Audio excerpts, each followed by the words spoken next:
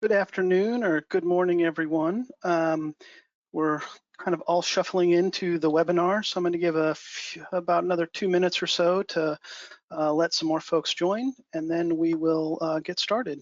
Thank you.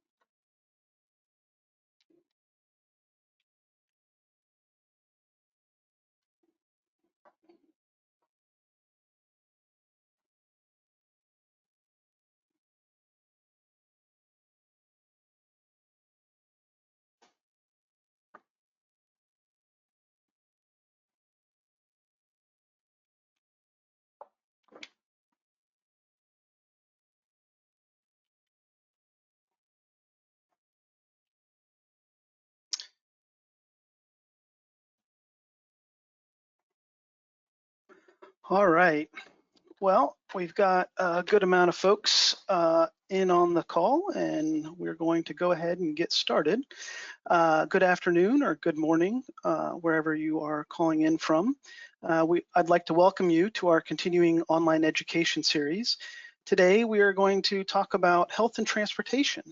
And these two items are distinctly interwoven. Transportation is a health issue, and health is a transportation issue. In fact, many studies are now showing that people who live in walkable, bikeable, or transit-oriented communities are likely to live longer, healthier lives. So what does that look like to incorporate these health aspects into transportation planning and design projects?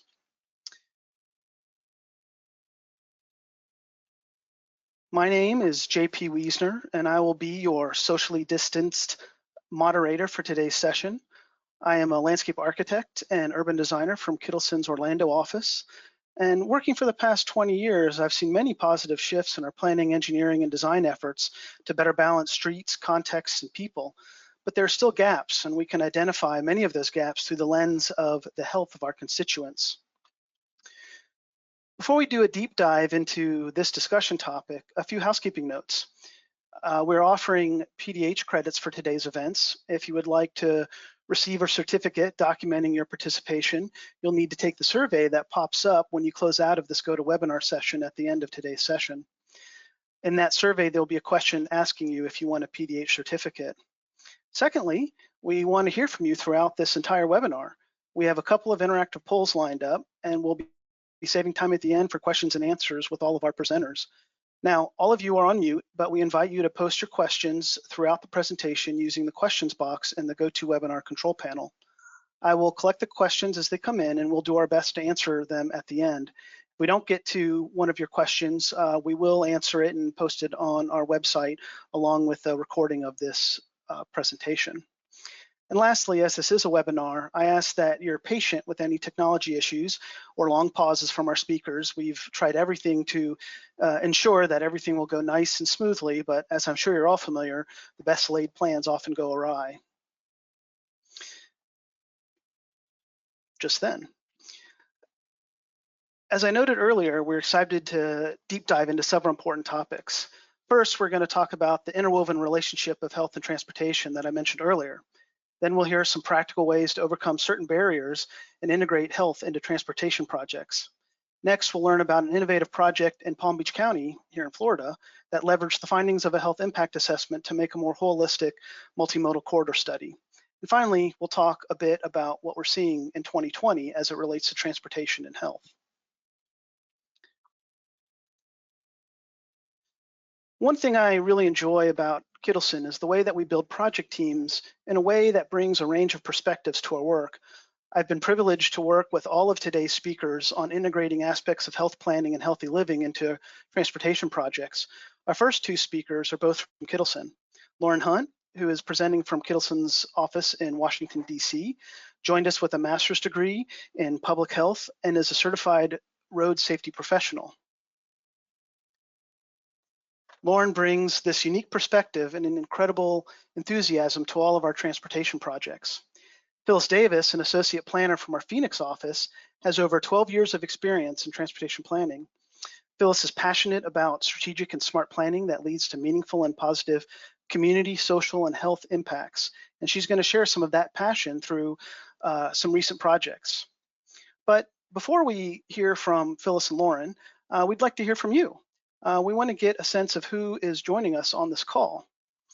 So I'm going to start off with our first poll question. And in the GoToWebinar app, you'll see a poll comes up that asks, what type of organization do you represent? And so you should be able to select one of those. And I'll give a minute or two for everyone to select where you all are coming from.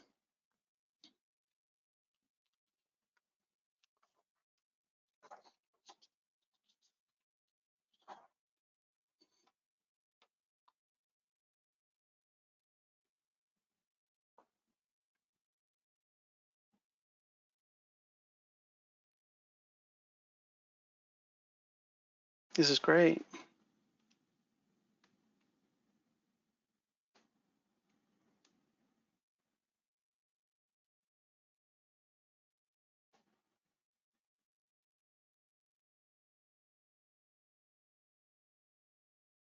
All right, so it looks like most folks have voted on this, and I think if I click this right, you'll see that about a little less than half of folks on the call are other consultants, but a good representation from public government and agencies, as well as academia and other folks coming in from something that we didn't have in there. So that's very exciting. We have a wide variety of participants on the call. So without further ado, I'd like to hand it over to Lauren to get us started. Thanks, JP. Hello, everyone. We're going to kick off today's call discussing the importance of incorporating health in transportation.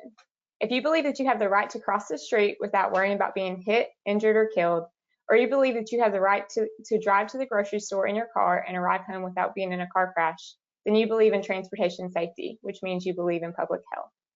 Transportation incidents do not occur in a bubble. They affect society at large, which inherently includes the public's health. Public health figures out what's hurting and killing people, then uses evidence-based initiatives to fix it. We call this preventing morbidity and mortality. According to NHTSA, there were over 36,000 deaths due to motor vehicle crashes in 2018. Over 6,000 of these deaths were pedestrians and over 800 were bicyclists. In addition, 3 million people are injured in car crashes each year, costing over $75 billion in medical care. However, that $75 billion does not include the long-term effects that transportation incidents have. Think about if you break your wrist in a bicycle crash or your child suffers a concussion in a car crash. We have a tendency to talk about death and injury as statistics in our fields.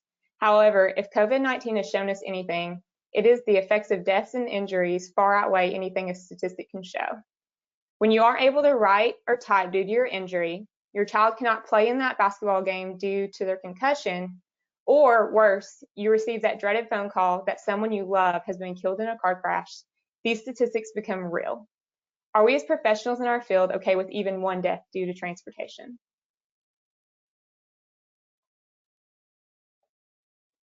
According to the CDC, of the top 10 causes of death in the United States, accidents, which include car crashes, currently falls at number 3.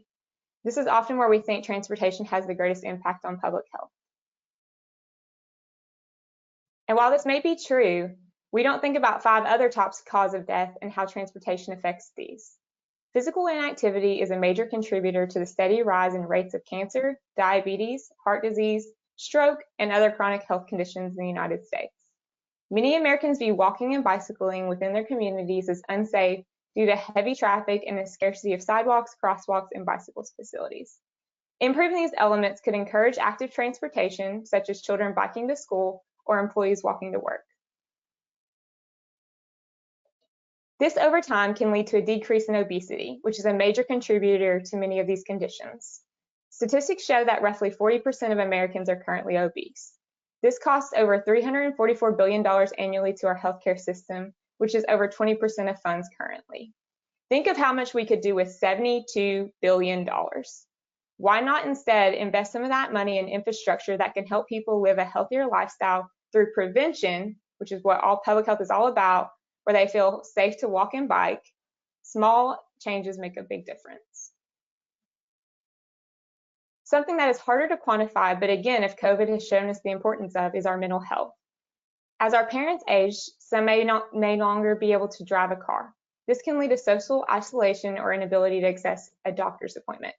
How many of us have felt frustrated or even angry on our commute to work when someone cuts us off or we're stuck in traffic? I know I used to have a long commute home. Depending on traffic, it could take upwards of 2 hours to get to my house. However, these few days where traffic was clear and I soared home in 30 minutes, I came home in a happier mood. Transportation really could affect my entire year. As you can see, mental health and obesity are very much integrated in public health. So what can we do about this? Physical activity is one way we can help both our bodies and our minds. Adults are recommended to get 150 minutes of activity per week. Now that may seem like a lot, but let's break it down. This would mean a 15-minute walk before work, or better yet, to work, and one after. It doesn't seem so hard when you look at it that way, right? What about you? Have you reached your 150 minutes this week? If not, I challenge you to do so. Currently, only 1 in 3 adults is achieving this level. Transportation and public health officials need to work together to increase this number, which leads us to Phyllis, who's going to talk to us about some of the many ways the two fields can work together to help us to reach this and many other aspects of transportation. Phyllis? Hey, thanks, Lauren. So transportation does more than just move us around. It connects us to where we play, where we work, where we live, and where we learn. And ultimately, it really contributes to a healthy lifestyle. But how do we as transportation professionals integrate and promote healthy, active living through our work and our projects? One of the common barriers I hear, and a perception I think in our industry, is people saying, that's not my job, health isn't what I do. But when you look at the mission statement of the US DOT, there are numerous health words: safety, efficiency, quality of life. To me, these are statements that really illustrate that at the heart of everything that we do is health. As transportation planners and engineers, we need to understand that the policies, plans, and projects that we develop impact the health of our communities and the activity level of our residents. By shifting our perspective from moving cars to a more people-focused approach, we can create environments and streets that allow people to safely and more conveniently walk, bike, or move. And in turn, we can help alleviate some of those greater public health concerns. I just want to give a quick shout out and major kudos to our Master of Ceremonies, JP, who developed this concept on the screen that really takes this unfriendly vehicle corridor and turned it into this amazingly vibrant space that promotes active living. So great job, JP. There we go. Oops, one more. Sorry about that. There are numerous opportunities from policy planning to project implementation where health can be integrated and take a front seat in the decision-making process. This includes institutionalizing health outcomes into our policies, using health data to form our project programming and design process, and ultimately tracking and monitoring how the impact of our projects are, how they're impacting our health of our community. Today, I'll review a few examples and best practices on how we can incorporate active living principles to really rethink our transportation system. It's imperative that we provide all of our residents, regardless of their age, ability, or socioeconomic status, with equitable access. Vulnerable populations groups such as those with limited incomes, the elderly, or persons with mobility limitations are often more likely to lack alternatives to vehicle travel, and therefore they probably have limited access to jobs, healthcare, healthy food, or even social interactions, all imperative to having a good quality of life.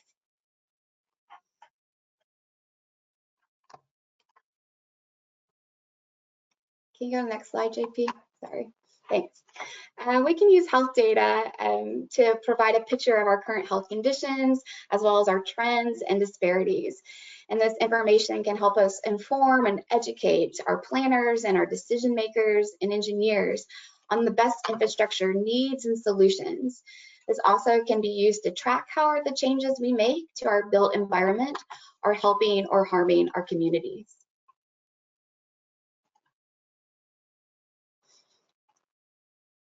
In Arizona, we've worked with communities to develop socioeconomic and health models to identify areas with high rates of socioeconomic and health concerns. Areas illustrated on your screen in a darker shade represent census blocks that have higher rates of chronic public health conditions, such as cardiovascular disease and diabetes. While this tells us key areas we should focus on, an even better story is to use this model to assess how pedestrian and bicycle facilities impact our community's health.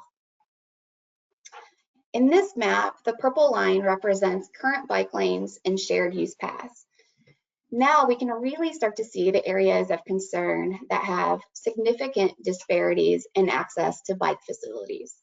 But there's also areas of concern that do have access to bike facilities. So we would like to use this as a tool to help us understand how the types of infrastructure we build help contribute or deter physical activity. So now we can start to dig in a little deeper, and we can see the quality of the facility types and its impact on our health. In an area with lower rates of chronic health concerns and a higher socioeconomic status, we might see an attractive, people-focused shared use path that is really somewhere that you would want to go and you would want to take a walk or a bike ride along. I know for me, when I see this picture of this amazingly gorgeous multi-use path, it kind of gives me this instant relaxation and a sense of comfort and safety. It's that warm and cozy feeling that you want to be at. But in comparison, when we look at facilities in areas with higher health concerns and lower socioeconomic status, we start to see disconnected and limited facilities. As this photo illustrates, there's one bike lane, it's narrow, it has people biking right up against the vehicles driving. So you can start to see a really sharp contrast in that sense of safety and comfort in that previous image.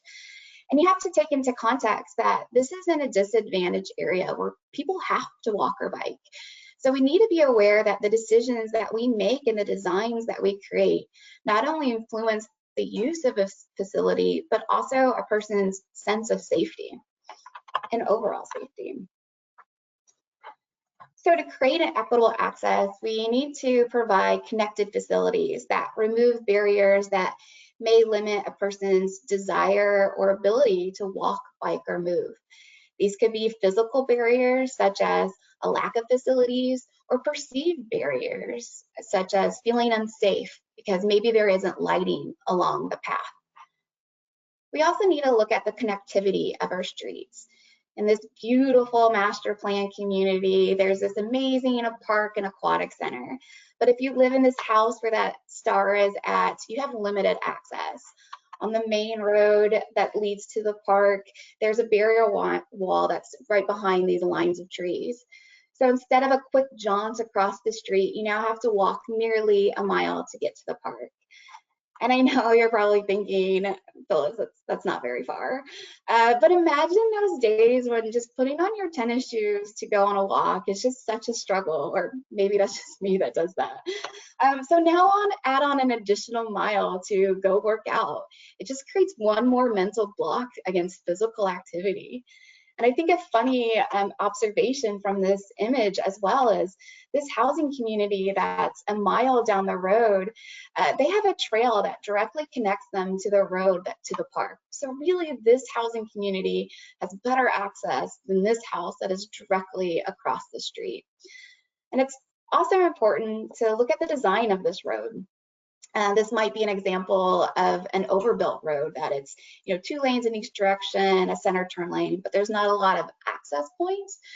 So when we create these overbuilt roads, oftentimes it encourages higher speed and in turn reduces the safety of our cyclists and walkers. But even if we have connected streets, we need to make sure our streets are designed into the unique user and land use needs of the corridor. Context-sensitive designs move away from our vehicle-focused designs to really incorporate the human experience by creating solutions that provide multimodal connectivity and improve the overall aesthetic, social, economic, and environmental conditions of a community. Helps create places that you want to be. And when we create these street signs, it's also important to look at them from the safety and a user's perception of safety.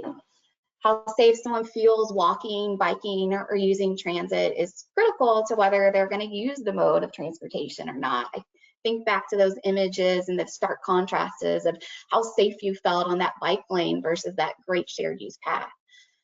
Maybe a road warrior or confident cyclist isn't intimidated to ride their bicycle on the side of a road or a rural highway.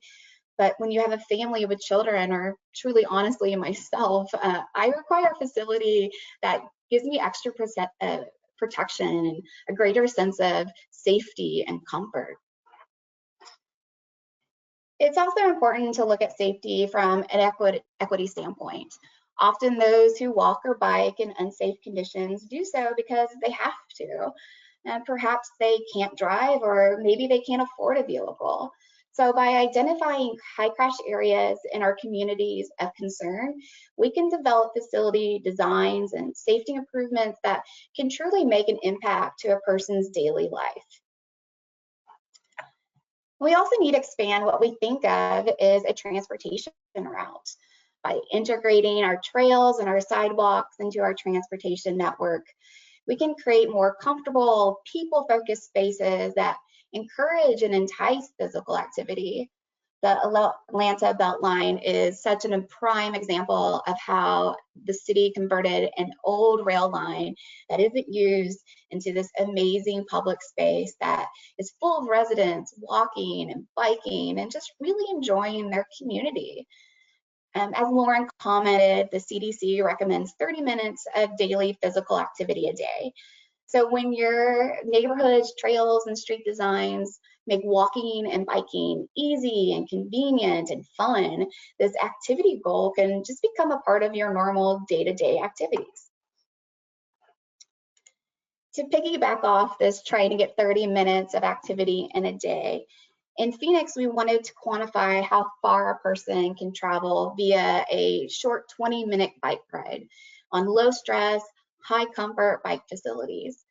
The image on your left illustrates the level of access today, how many places, jobs or activity centers you can get to through a 20-minute bike ride. And that image on the right illustrates the level of access if we were to create this complete, connected, low-stress bike network. Areas in red mean a cyclist can get to more places than those shown in blue. So with this complete network, you can really start to see your level of access just significantly increases. We quantified how many jobs a person can get to via this 20-minute bike ride. We were able to, with this network, increase access by 102%. That's pretty great.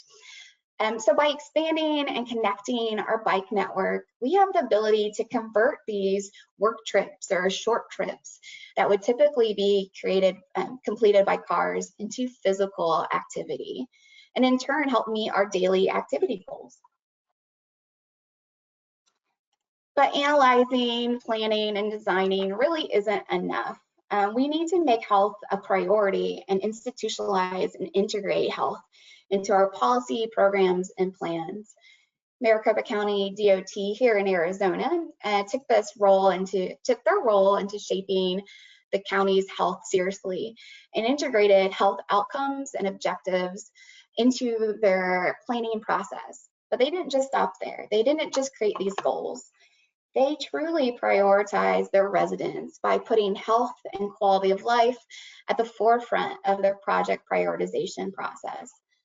The McDOT Active Transportation Plan and now their 2045 Transportation System Plan uses a project prioritization process that gives higher weight or more points to projects that improve safety, provide high quality multimodal options, or improve access in areas of high social or health inequity.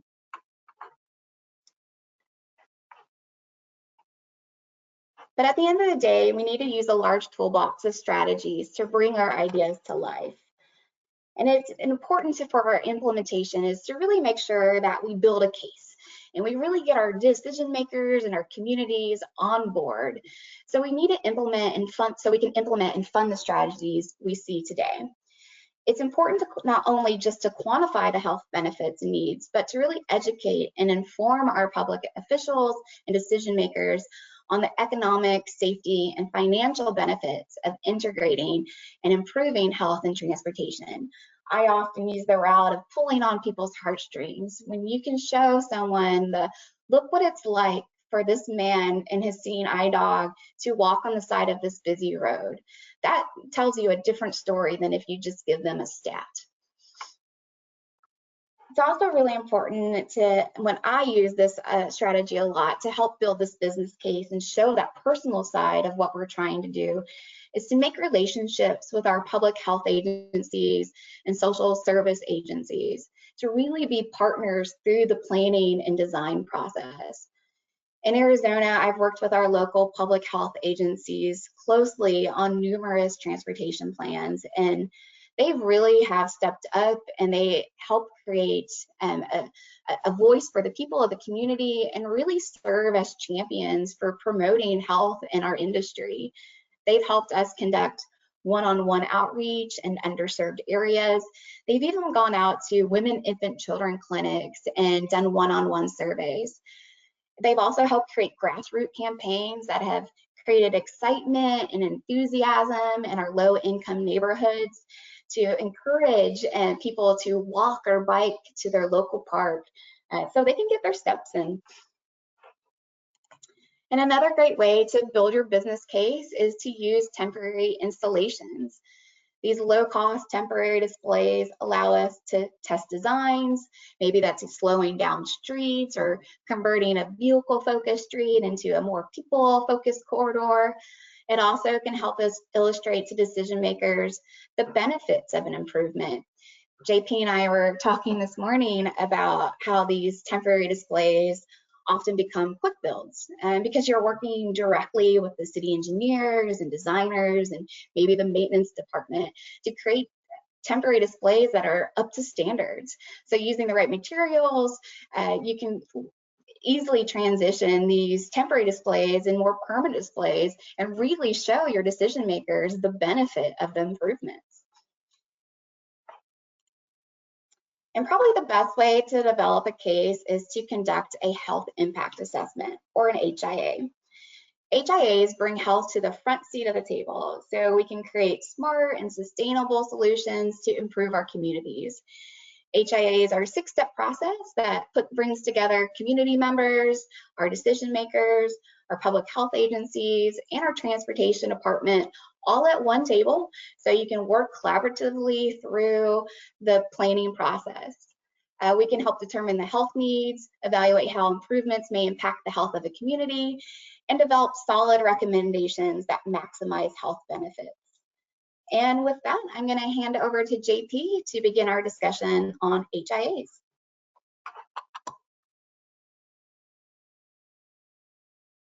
Great. Thanks, Phyllis. And sorry for advancing that slide there a little too quickly. Before we get to our next speaker, we've got another poll for you. So I'm going to pull it up here, but it's a pretty simple yes, no. Have you included a health impact assessment in a transportation project before? So I'll give a little bit of time for folks to answer that.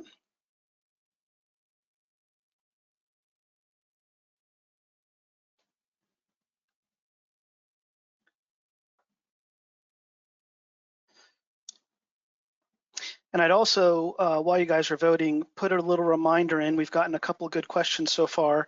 If you do have any questions, there's a question box in the GoToWebinar format, and you can add a question there, and we will walk through those with all the presenters at the end of the session. So make sure to ask your questions.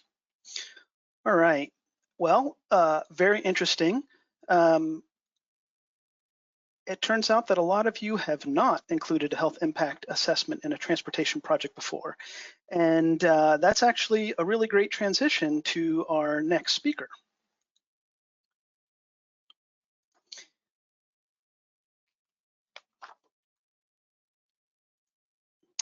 Valerie Nielsen is the Deputy Director of the Multimodal Development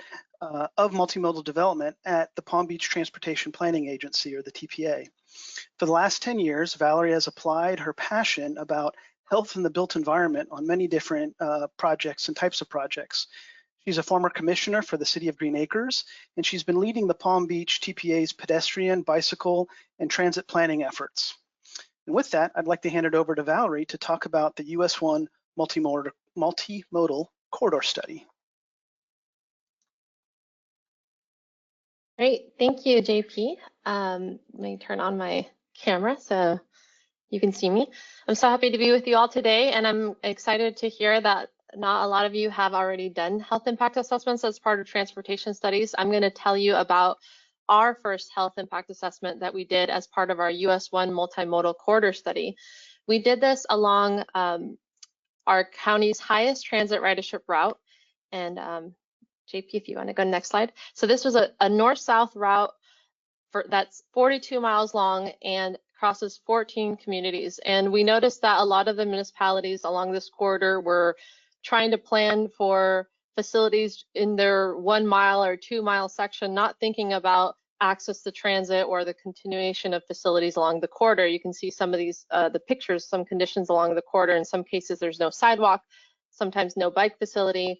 And so it's not continuous. So we decided to do this comprehensive study and do our first health impact assessment as part of this. And we wanted to do that in order to be able to really get a better perspective and actually build that political buy-in for this. Not a lot of folks are always interested in transportation per se, or they just don't want more congestion, but we thought if we're able to bring in the health aspects and socioeconomics and other aspects into this conversation, then maybe we can really make the case for improved facilities. And incorporating our health partners and health data, this could also help us guide the recommendations of this project. So as part of this health impact assessment in our multimodal corridor study, we reached out to the health community, the Department of Health, the county, nonprofits, and different agencies we would normally not really reach out to or talk to, and we created a working group. And it was really helpful because as part of this group, we were able to get their input and also find out information that we didn't even know was going on. So we found out that they were doing access to healthy food analysis countywide, and identifying food deserts. So that actually helped us include their GIS into our analysis for transit station placement. So as part of this effort and the health impact assessment, we did 6 months of public outreach along the corridor. We had a quality of life survey where we asked questions about people's experiences along the corridor, why they were using the corridor, what could be improved. We had stakeholder interviews. We did field reviews and interviewed people, and also just different activities as trying to get as much input that we could. We also had an interactive map online and had business cards where we would have a link to the project website and the interactive map, and we would leave them at restaurants and different places along the corridor just to have people provide us input in whatever way they could. And the Health Impact Assessment Working Group, they also helped us disseminate these cards into more of the population along the corridor, which was really helpful. So I mentioned that we did field visits along the corridor, and actually Lauren, one of the presenters on this panel, was part of that, and developed these stories of the corridor, basically interviewing different people of different walks of life, restaurants owners, people riding transit, people, hotel managers, all kinds of different people that were along the corridor, and got their perspectives, their stories, their opinions. And what was really helpful about this was that we were able to share these stories and their faces, obviously with their permission, but when we presented this project to our elected officials and the decision makers, and these voices aren't always heard when decisions are made. Not everyone's able to go to the public meeting where a project is adopted or recommendations are made. So being able to talk about these different people and really put a face to the name, I thought was really impactful. And on the next slide, there's actually one of the examples was the Davises. So this was a couple that they needed to use transit. They use transit on a regular basis on the corridor, but there's no sidewalk in their section. They had gotten hurt while trying to cross the train tracks because they weren't ADA compliant, and they also got stopped by the police trying to get to their bus stop because there's no sidewalk and they had to ride in the bike lane. So having that story to tell and being able to show who we're talking about to our elected officials, it's hard to say, no, we don't want a sidewalk there. It really brings a face to the name. So that was really helpful. So some of the things we found through the health impact assessment was that along this corridor, actually, there was higher rates of hypertension, diabetes-related issues, and obesity-related issues along the corridor, higher than the county as a whole, than the state as a whole, and national averages. So that really even makes more the case for bicycle and pedestrian facilities and access to transit. We also found that there was over 320 bicycle and pedestrian crashes in the last 5 years. 82% of these bicycle crashes happened in areas that did not have a bicycle facility. And we found that all the fatalities, 15 bike ped fatalities, happened at night or at dusk in low light conditions. So that helped us make the case for improved lighting. So the health impact assessment was really powerful for us. It also, as I mentioned, these vulnerable populations and pockets of populations that we were able to highlight, and it correlates also with some of the areas that are missing these facilities, that are missing sidewalks or a bicycle facility. So we were able to bring this to the elected officials and point this out, especially in some of these areas that that the bike ped facilities may not be their priority at the time. They might be more interested in affordable housing or economic development, but by pointing this out and showing that the need for this and these different characteristics and how it's worse here than in other areas, that was really helpful for us. So that was part of the HIA that helped build that political support. So the key recommendations from the HIA and the working group that helped us guide that was to improve access to jobs and education, and access to health and community services, and as well as provide more economic development along the corridor and increase bicycle and pedestrian safety. And I mentioned that by looking at these health characteristics and even the access to healthy foods and the food deserts, we were able to identify where it would make the most sense to recommend the transit stops so as part of this effort, I mentioned it was our highest transit ridership route in the county, but it stops very frequently. So we wanted to identify a way to provide enhanced transit service, maybe bus rapid transit or bus rapid transit light along the corridor, but that means that we can't stop every so often. So we needed to really be strategic about where we place the stations. And we decided, because it was such a long corridor, to divide it into 3 phases, having that center section be the first, the most important, and then a southern link and a northern link.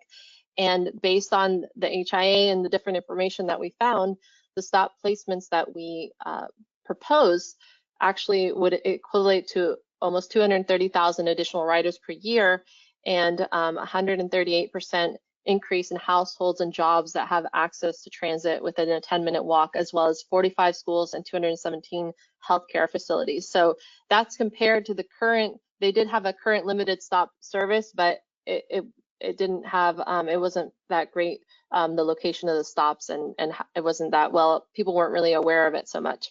So to raise awareness, and we proposed for this new enhanced BRT Light, which means for the most part it's mixed traffic running bus, but it would have branded buses, transit signal priority queue jumps, and branded and enhanced transit stations that would look somewhat like this image here. And you can see that as part of our outreach and our workshops, we actually had an activity for children who came with their parents to the workshops to design what they would like their transit stop to be.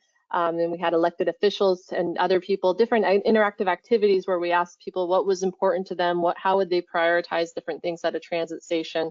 But basically this is what we came up with as a recommendation.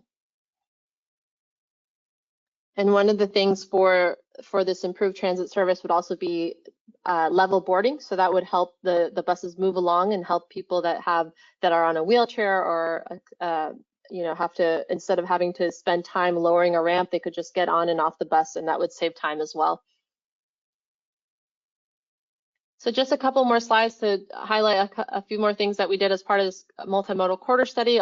We recommended 42 station areas along the 42 miles, and also identified potential locations around these stations for transit-oriented development. And you can see JP here in the picture where he was sketching this out with trace paper and colored pencils, but breaking up the walk shed and the walkability and accessibility to transit to improve quality of life and be able to access destinations easier, make it more walkable along the corridor. We also developed these street mix typicals along the entire corridor, which the roadway changes a lot throughout the corridor, and we had an interactive exercise that you see the lady on the in the red hair, where we educated people to tell them, this is how much right of way you have in this section.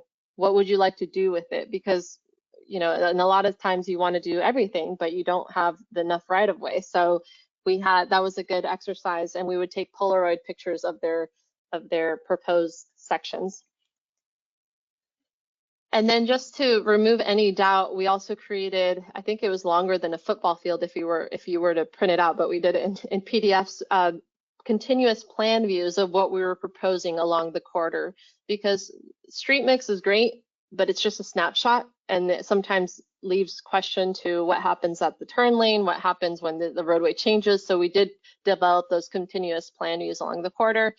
And on the next slide, we also have an example of a before. This was one of those locations that I was one of the vulnerable hot pocket locations in downtown Lake Worth. And this is the proposed rendering of what we'd like in that section.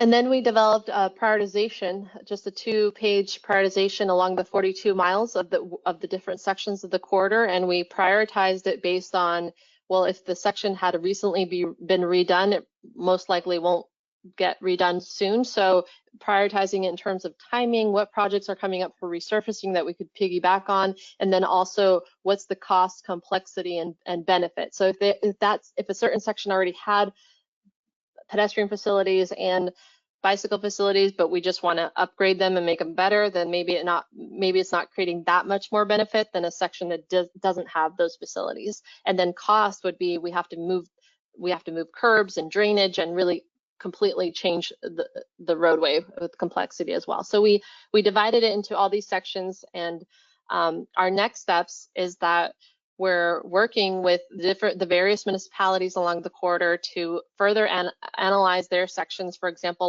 a lot of these sections we found were candidates for lane repurposing projects. So we are working with the municipalities that are interested in at least exploring that concept further, doing a traffic analysis and a lane elimination application to FDOT, because FDOT is the roadway of this entire roadway in our county.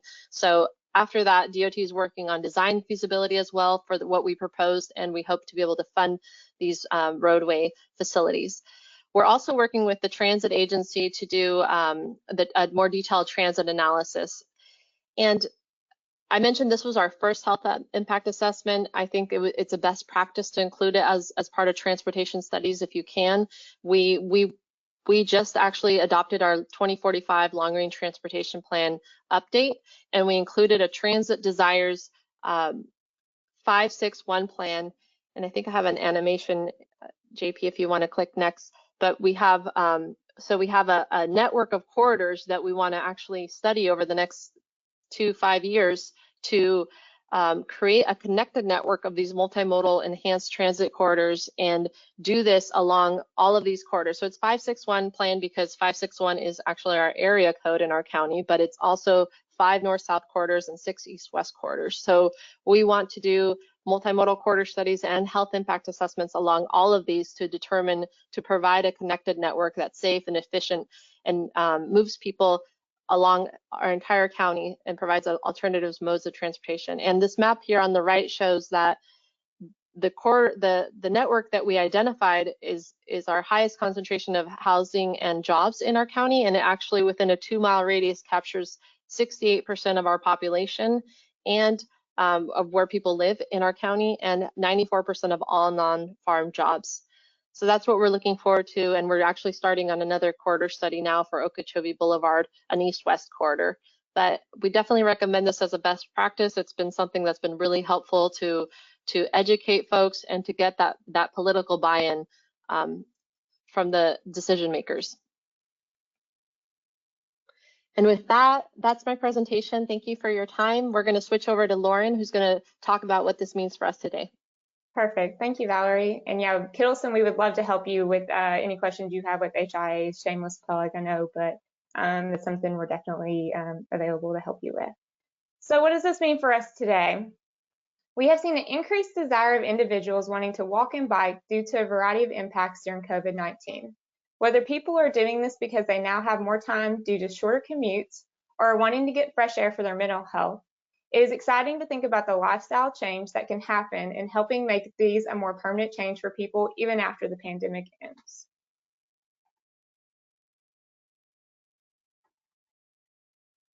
One second, I'm having technical difficulties on my computer now. We have seen an increased use of walking trails and an increased interest in bicycling. I would love to see the sales of bicycle stores right now, as I know many are sold out, as newfound patrons are exploring the joys of bicycling.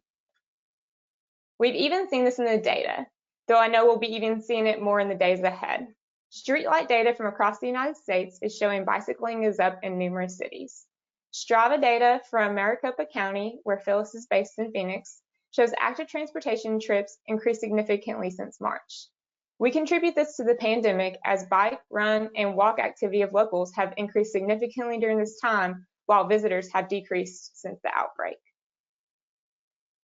In other encouraging trends, we have seen outdoor spaces redefined.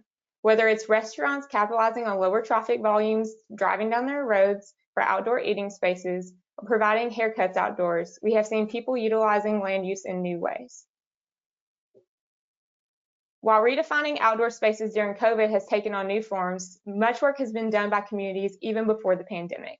From the addition of parklets and current on-street parking spots to initiatives like Safe Routes to School and Open Streets events, these changes encourage access for all. The work still needs to continue with providing accessible life choices to, as we say in public health, Make the healthy choice the easy choice. To sum this up, the importance of health incorporated in transportation cannot be emphasized enough. Whether it's removing barriers to activity, as Phyllis discussed, or implementing an HIA on your next project like Valerie's TPA, we encourage you to find your way of overlapping health and transportation in your respective fields. Besides, studies have shown people can add up to 12 years to their lives in more active communities. So what can you do today to help advance public health and transportation? I'm now going to turn it over to JP to ask some additional questions. Please keep those coming in our chat. And JP? Great. Well, thank you, Lauren, and thank you very much to all of our speakers today. We've got about 10 minutes left for some questions, and we have been receiving some good questions in our little question box. One of the first questions that I think I want to throw to everyone is, someone had asked, how would you define a vulnerable population in the HIA? And I think that's a very good question, and I think I'd like Lauren, or I think it's really addressed to all of you speakers, Lauren, Phyllis, and Valerie.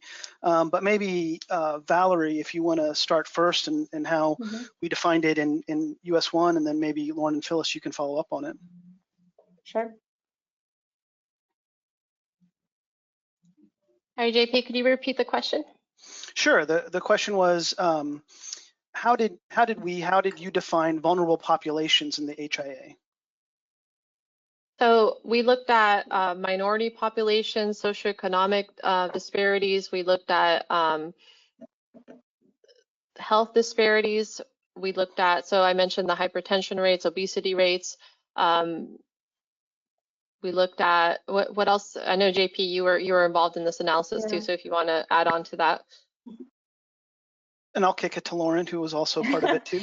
Yeah, for sure. So elderly populations, disabilities are important to consider, but definitely are not the only vulnerable road users. Young people, youth, and elderly as well. Yeah, we also look at zero vehicle households. So people that might not have access to a vehicle. And we also try to make efforts to incorporate homeless counts into our planning discussion. Those are what we say are unheard or unseen individuals, but there are people walking and biking as well. That sometimes is a little harder to quantify than those bigger vulnerable population groups though. Yeah, another question that came up, interesting, was for areas with more extreme weather, rain, snow, heat, etc., what kind of solutions are available to encourage folks to walk or to bike to their destinations? And I'll just start off with, I think Florida has an extreme weather condition.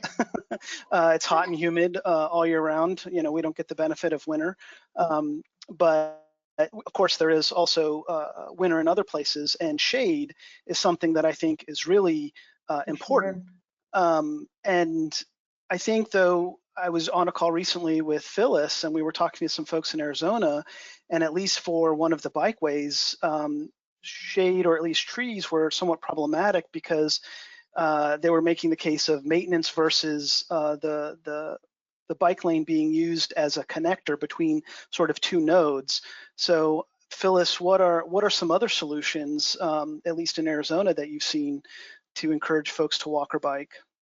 Yeah, this question hits at the heart of what we live with on a day-to-day basis, or at least from April till October in Arizona. It is still, I think, 105 here today, so we have not seen fall yet. So climate and our environment is constantly on our minds in active transportation. I encourage everyone to look at the city of Tempe and Arizona State University. They are right now doing a lot of really great research on the impact of our climate and on active transportation.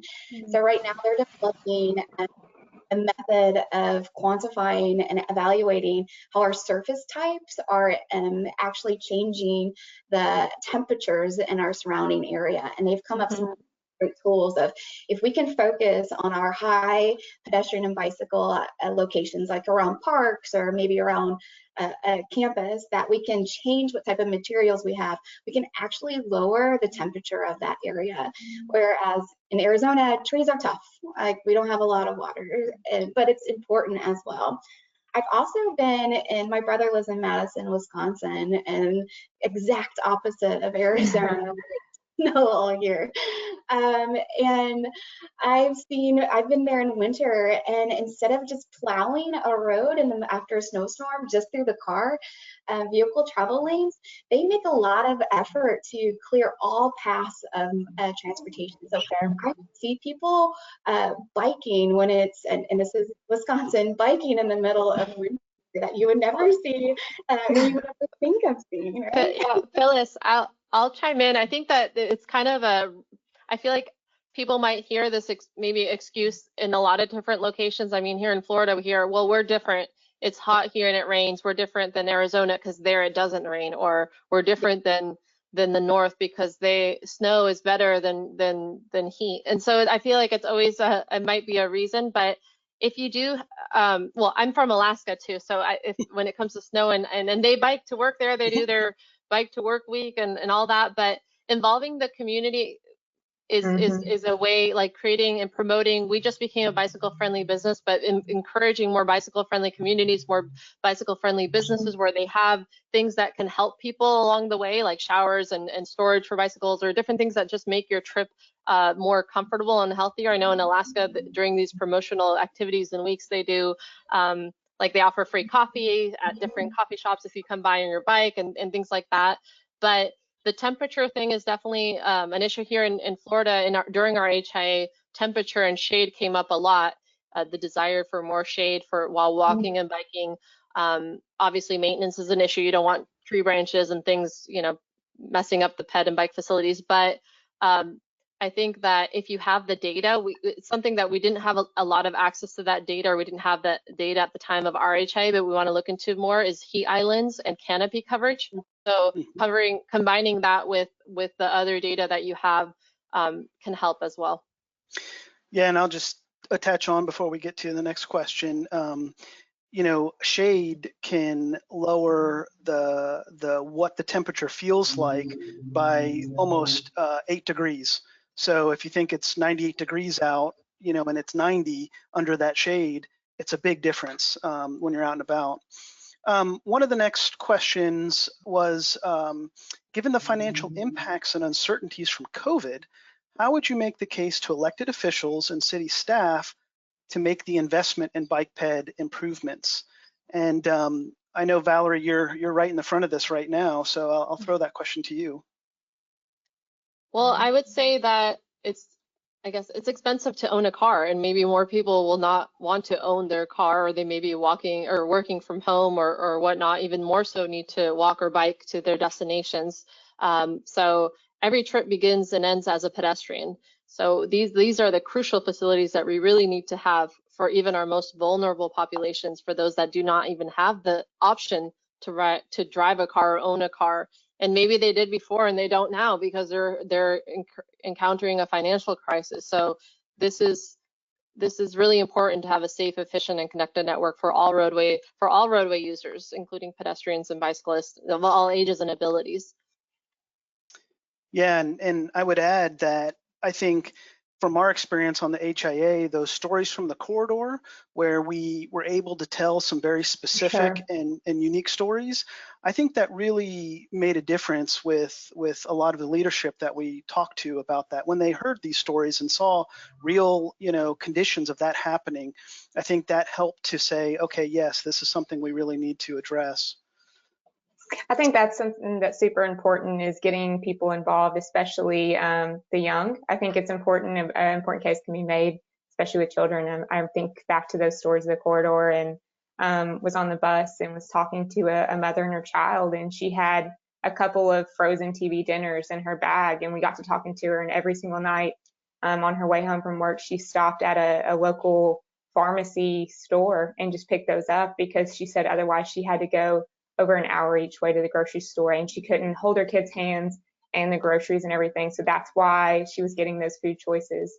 I think it's very similar for advocating for facilities. If she had a transit line that she could ride like this, if she had a bike walk lane or a sidewalk where she could walk, she may be able to make different health choices. And I feel like that helps advocate for it more than anything. Yeah. So we're just about on our time, but there was one last question I wanted to pose, and I'll also make the point that the other questions that I didn't get to, we will answer those and have those posted on our website. But the last question was, how did you make sure that you reached historically overburdened communities with health inequities? Where did you meet them? And so I think Phyllis and Valerie, if you want to touch on those both quickly in the little bit of time we have left. Yeah, I can go first and kick it over to you, Valerie. This is where making connections with your social service agencies and your public health department has helped us a lot. We've worked with them to do direct outreach to areas where it's having an intern go out and maybe it's a pop-up vent at a busy park or at an event within a local community where they can speak in the language of the community and talk to them and ask them these questions. And these are people that aren't going to show up at a public meeting. They're not going to probably end up taking an online survey. So meeting them at their door and at their location makes them comfortable, and they'll be more willing to participate in the planning process. Yeah, I agree with that. We did a kickoff event in like a historic park where we just kind of captured people that were walking by or in the area to get their thoughts. But the field visits, the stories of the corridor, those types of going to the people, and I've seen some really great examples of tactical urbanism and different outreach. But going to the people and where they're at really helps get that feedback. They may not come to you, so you should go to them and see if they're willing to give you input, and if they're willing to for you to take a video or a picture of them so that you can share it later when you present the stories. Yeah, that's definitely very important to make sure you get that consent. Well, we're just a little bit past our time, but I'd like to again thank all of the speakers, Phyllis, Lauren, and Valerie. Your presentations were excellent. And I'd like to thank everyone that attended and stayed on through our little extension of time. We really appreciate you coming here and asking your questions. And like I said, we'll be answering these other questions and posting a video of the recording of this. So thank you all very much, and we look forward to talking to you some more next time. Thank you. Yeah. Thank you.